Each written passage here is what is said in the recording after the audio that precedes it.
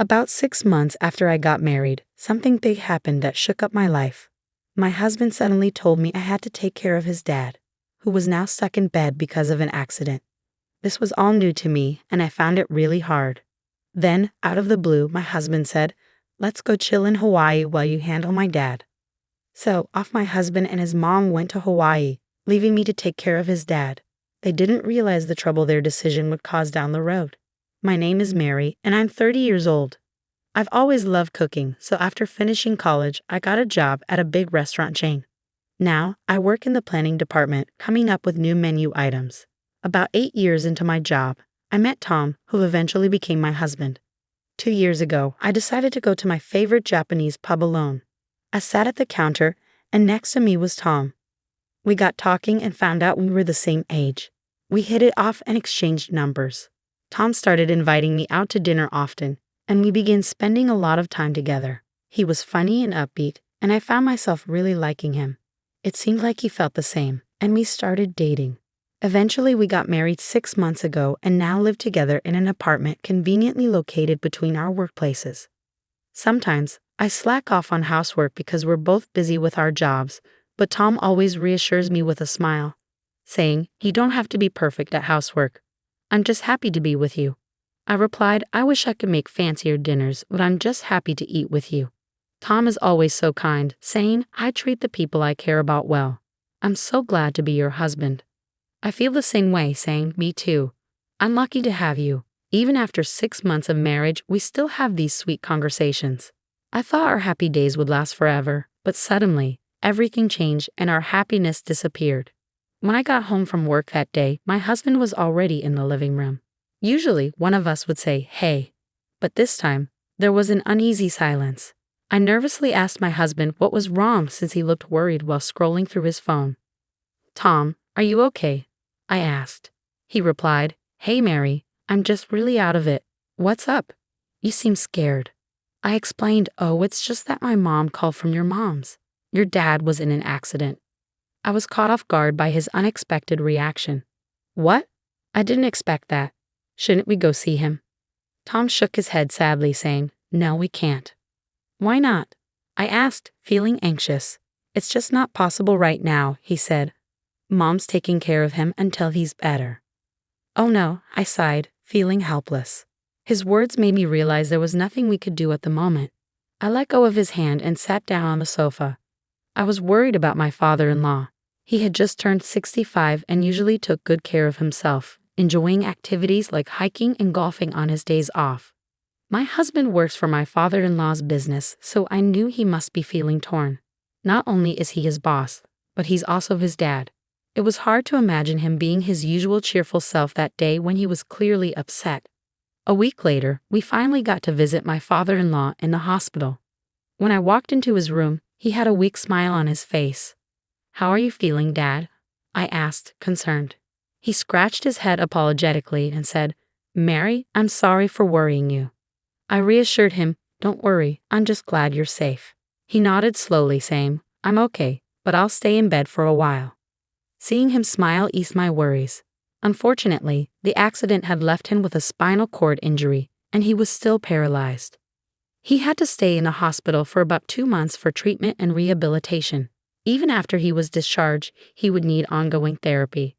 While he was away, Tom decided to step in as president of his father's company. It felt strange to have my husband as the boss, even if only temporarily.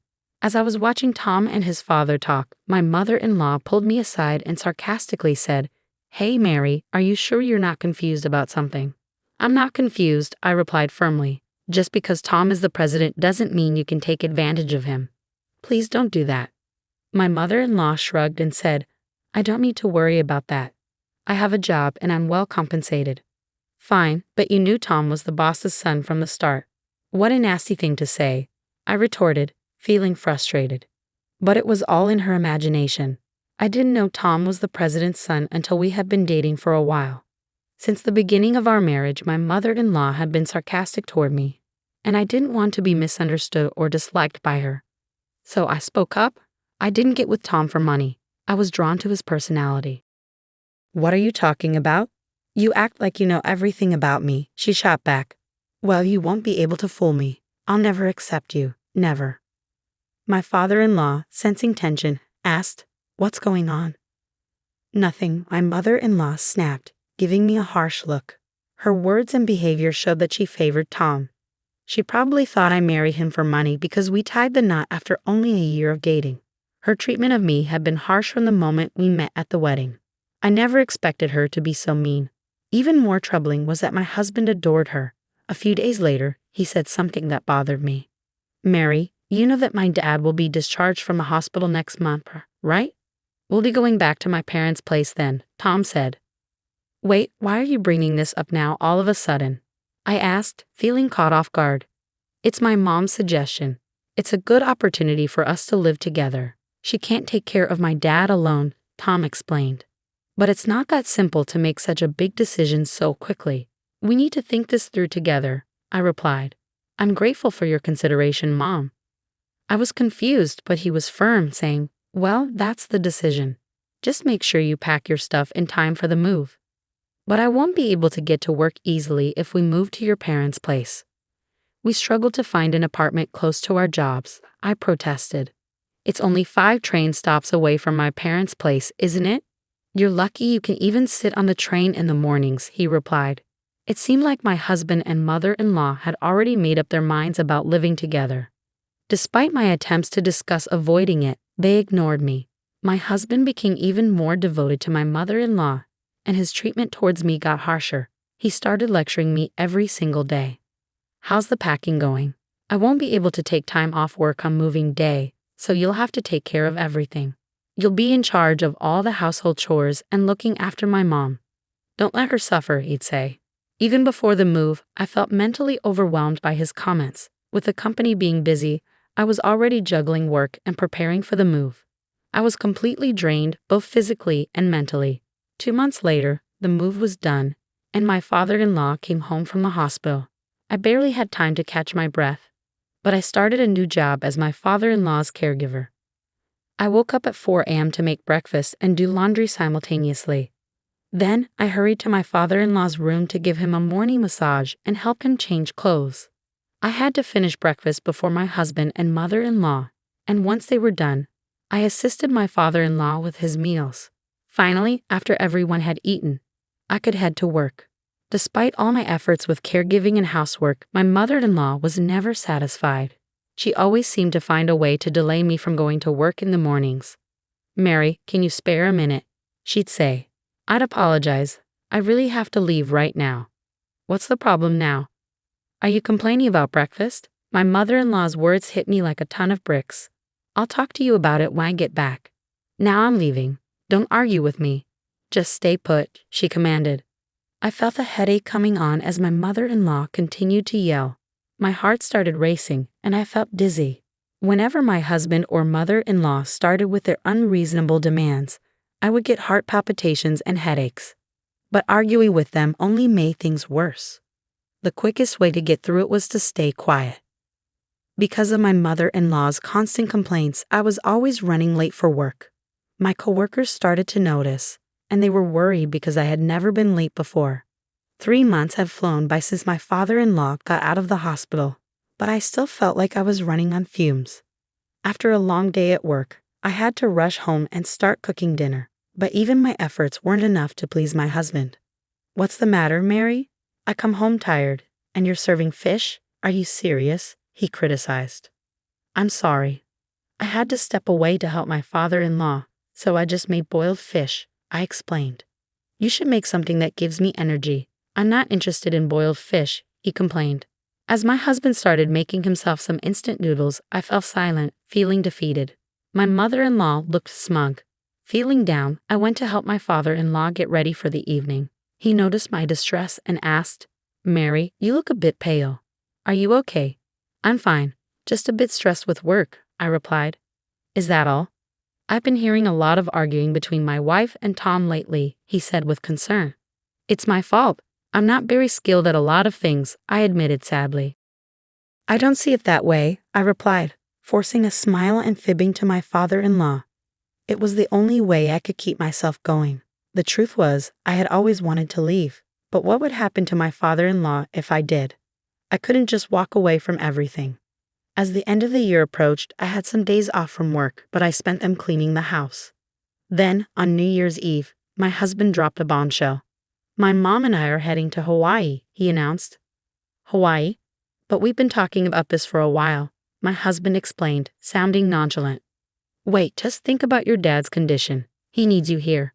Besides, you're off work, so we should do something together," I pleaded.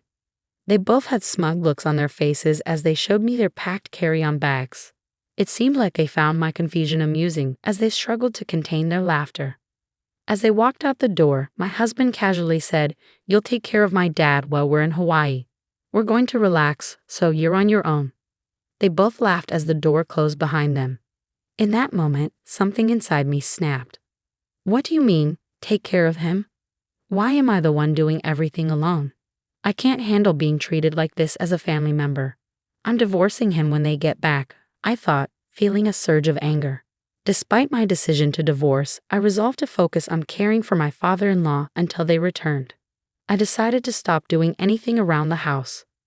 The next day, I made breakfast for my father-in-law as usual and went to his room with a towel to help him freshen up. As I was doing so, my father-in-law smiled at me. "Mary, Happy New Year," he greeted me. "Dad, Happy New Year to you too. What happened with Tom and my wife last night? They seem to be in some sort of trouble," I asked. "They went to Hawaii," he replied. "Hawaii? Really?" My father-in-law sighed deeply and looked skeptical. Dad, let's not dwell on that. I'm sorry for everything." "But wait a second. What are your thoughts?" I apologized and then asked for his opinion.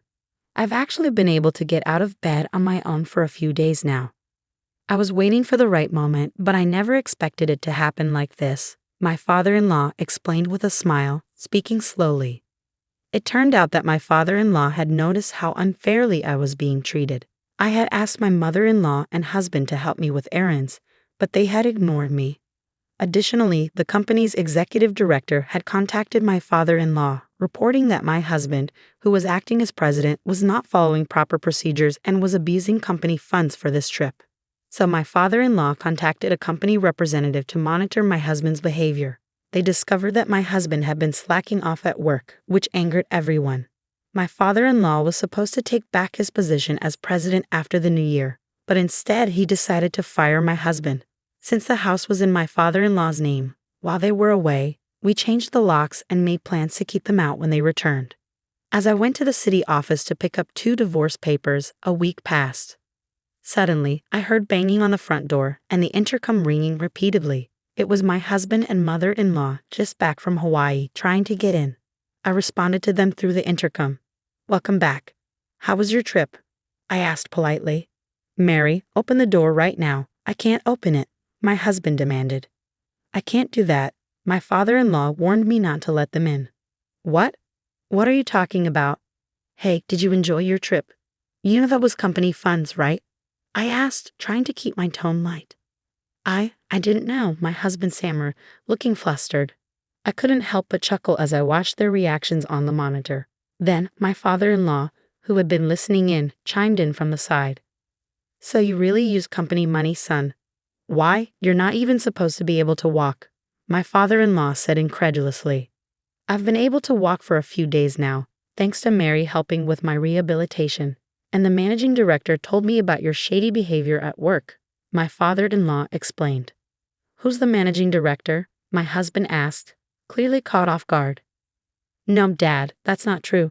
You've been fired and you need to leave my office right now," my husband declared angrily. "Pack your things and get out." Through the monitor, my husband started to cry, pleading, "Mary, you won't leave me, will you?" He reached out to me. "What are you talking about? Do you have any idea how I've felt since you decided to move in with your parents without asking me? You, along with your mother, took advantage of me and forced me to take care of your father. Do you know how hard it's been for me?" I snapped back at him as he grabbed onto me. "Mary, calm down. I'm sorry. He apologized, tears streaming down his face. "Your apology means nothing to me. When you left on that trip, I realized it was pointless to continue this family with you. I'll be living on my own. I don't want someone like you," I told my husband firmly. He looked stunned as he backed away, and my mother-in-law rushed to support him. It was a heartbreaking scene between a mother and her son. Then my father-in-law stepped forward, holding the divorce papers I had received. He made them fill out the papers right then and there, and I escorted them out and locked the door. They pleaded with me to open the door, but my father-in-law remained silent. I haven't seen them since. Rumor has it that they're both unemployed and struggling to find a place to stay, sleeping in a comic book cafe and working odd jobs. It's a far cry from the life they were living before, but it's the consequence of their actions. After the divorce, my father-in-law told me, "I'll hire a housekeeper from now on, so you're free to go." I took him up on his offer and moved to a place near my work. Now I'm living a comfortable and fulfilling life. I'm incredibly grateful to my father-in-law for rescuing me, and I'm determined to repay him however I can.